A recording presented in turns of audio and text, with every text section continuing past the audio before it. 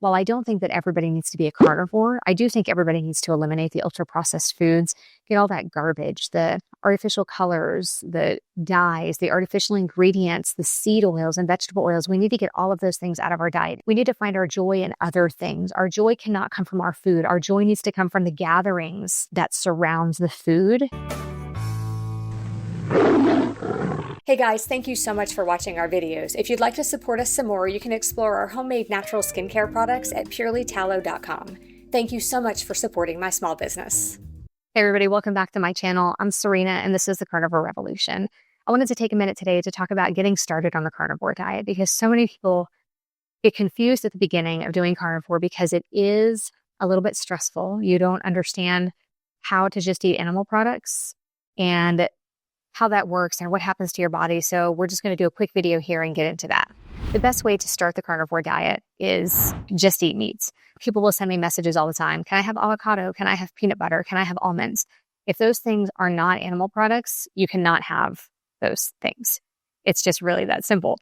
So the carnivore diet consists of any kind of meat, seafood, eggs, and some dairy products. That's how you do the carnivore diet effectively and efficiently. People who do the carnivore diet can lose weight. Their autoimmune diseases can get better. You can have some huge healing benefits on the carnivore diet for things like autoimmune diseases, things like diabetes. I have seen type 2 diabetics get off of their insulin within just a couple of days of going on a carnivore diet. So that choice is yours, of course. Do you want to continue to use insulin, put things in your body, injecting things into your body, or would you rather just stop eating the foods that are causing the problem?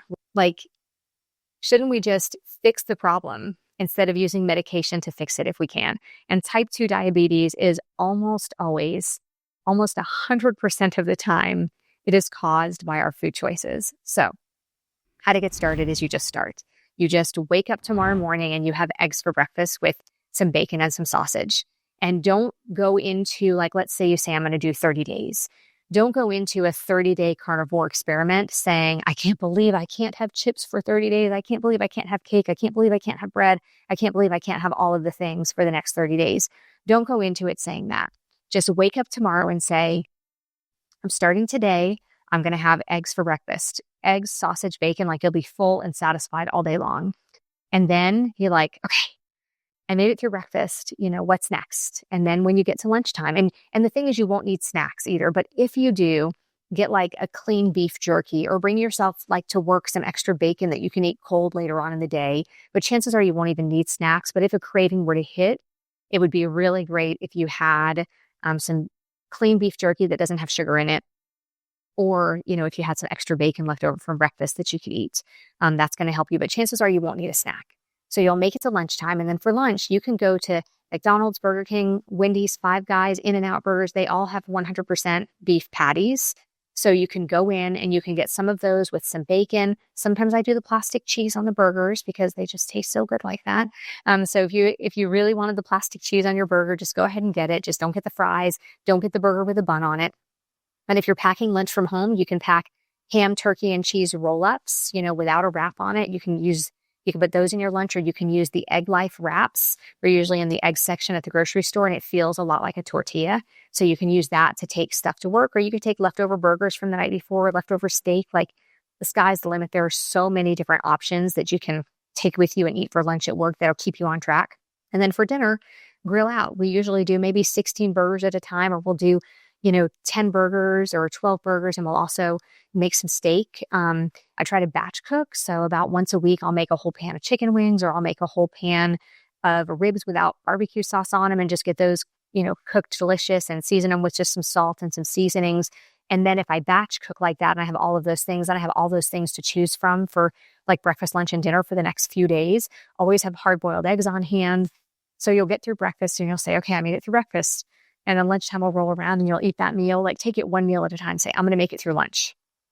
Get through lunch without the carbs. And when you start to feel those cravings, just know that that's withdrawals. It's just like going through withdrawals if you're an alcoholic or a drug addict.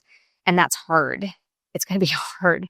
And for the first few days or week, sometimes it's a little bit longer than that, you're going to feel tired. You're going to get headaches.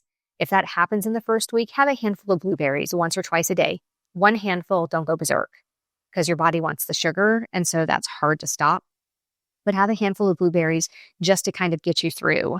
But only do that the first week, okay? Because it's really easy to kind of keep those in and say, well, but I need the blueberries because I need just a little bit of sugar, because you don't really need the sugar at all. But sometimes it helps people get through that first week.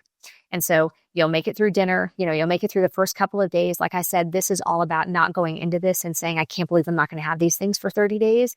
So get through breakfast, lunch, and dinner on that first day. When you wake up on that second day and you've made it through that first day, you're going to feel encouraged. If you weigh yourself, you're going to get on the scale and you're probably going to see a pretty good difference on the scale from just one day, because you do lose some water weight at the beginning, but you're also losing some fat. Within the next couple of days, you'll start, some of that weight that you're losing will be fat, because your body goes into a fat burning mode instead of burning carbohydrates for fuel. So the reason so many people have those dips in their energy level a few hours after breakfast and a few hours after lunch, that's when you're at work and you start to feel like, oh my gosh, I got to have something. I got to have a snack. That's when you reach for the candy jar, or you go to the concession stand, or you go to like a vending machine to get something. And that's because your sugar is dropping, because your body is burning carbohydrates for fuel. And the carbs you had in your oatmeal or cereal or your bagel for breakfast, that's coming down and you're crashing. And that's what makes you want more carbohydrates or more sugar. And so then that comes back up after you eat it, and then it starts to crash right before lunch. And you say, oh, I'm so glad it's lunchtime. I got to eat. And then you'll, have some more carbohydrates for lunch. And so what happens on a ketogenic, a carnivore, or keto type of diet is that your body starts burning fat for fuel. And so your sugar level, like your glucose level, stays like this throughout the day. You might have a little blip, with your meal that has some protein in it or whatever, but you're not going to have those spikes that you have all day long. And I like to look at it, and you guys have probably heard me say this before, I like to look at it like your garage door opener, your electric garage door opener is only going to go up and down so many times before the motor breaks on it, right? And so a light bulb is only going to turn on so many times before it stops working, right? It's the same way with your body with making insulin. So your body is only going to correct this so many times before it stops, and that's when you become a type 2 diabetic. And so if you can get that to stop and just kind of keep your glucose level steady throughout the day, your body is going to thank you for that. Most people will be able to not use those medications anymore. Most people will lose weight. Most people, your joint pain will start to go away. If you can make it through the first few days or week, your joint pain will start to go away. So many people's autoimmune diseases go into remission eating this way. So if you can get through the first day and the second day and the third day, just do it one day at a time. That's what they say about alcoholics. One day at a time, get through one day at a time. And at the end of that first week, you're going to look back and you're going to say, oh my goodness, I can't believe I did it. You have made it over a huge hurdle if you can make it those first 7 days. And then you can start looking at it a couple of days at a time probably, and it won't seem so daunting. But the major point here, the major takeaway is, if you're curious about the carnivore diet or a ketogenic diet, just do it. And if you have to ask, is this an animal product or is this on the carnivore diet? It's probably not. You want to eat beef, you want to eat chicken, pork, you can have veal, you can have lamb, you can have deer meat. There are so many different meats that you can have. There are exotic meats out there too that you can order online. I'm kind of a beef, pork, and chicken kind of gal. I don't really like to veer off, but then there are so many different seafood options. I do love crab meat. I eat a lot of sardines, even though I don't really like them because they're so super nutritious. But you can have tuna fish, you can have shrimp, you can have lobster, you can have cod, you can have any kind of seafood also. So it's not just limited to just pork, beef, and chicken and the other meats that I listed. And then you can definitely have some dairy. Now, dairy does have some addictive properties to it, so you do want to be a little bit careful with the dairy, but definitely put some cheese on your burgers, definitely put some butter on your steak. If you've never had butter on your steak, you are missing out. And most people don't do that because of the fat content, because that's so bad for us, but it's really not bad for us at all. It's really going to help you, make you healthy, and it's going to boost your metabolism. The carnivore diet is so amazing for so many things. So if you're curious about getting started, those are great ways to get started, is just do it. And if you need help, please reach out. I watched the thing on at the Senate a few weeks ago. It was the last week in September. I don't know if you guys saw it, but nutrition is a bipartisan issue, so it doesn't matter what side of the aisle you stand on for this. But RFK was there, RFK Jr., Callie Means was there, Jillian Michaels was there. There were a lot of different people in like nutrition and some scientists and things like that. And the biggest takeaway for me, the thing that made me cry the most, and I cried multiple times during this. So see if you can find it. I can't remember what it was called. If I can find the link, I'll put it in the show notes here. But one of the biggest takeaways for me from that was hearing them say that if we continue on the trajectory that we're on health-wise, basically if our health continues of Americans continues to decline over the next 50 years like it has for the past 50 years, my children's children will die before my children do. So I'm 51 years old. I have kids that are 20, a little bit older than that, and a little bit younger than that. Their children will not live as long as they do if we continue on the trajectory that we're on for the next 50 years. That's really scary to me. So while I don't think that everybody needs to be a carnivore, I do think everybody needs to eliminate the ultra-processed foods, get all that garbage, the artificial colors, the dyes, the artificial ingredients, the seed oils and vegetable oils. We need to get all of those things out of our diet. Is it hard? Yes. Is life as much fun? Some people would say no, but you know what? We need to find our joy in other things. Our joy cannot come from our food. Our joy needs to come from the gatherings that surrounds the food. And then you can still have fun while eating dehydrated meat while everybody else is eating regular potato chips. And you're eating bacon while everybody else is eating regular, potato chips or bread. It can be just as enjoyable like that. And that's what we need to get to, is where it boils down to the meat. We need to eat more of the meat and more of the delicious, nutritious fats instead of the vegetable oils and the seed oils.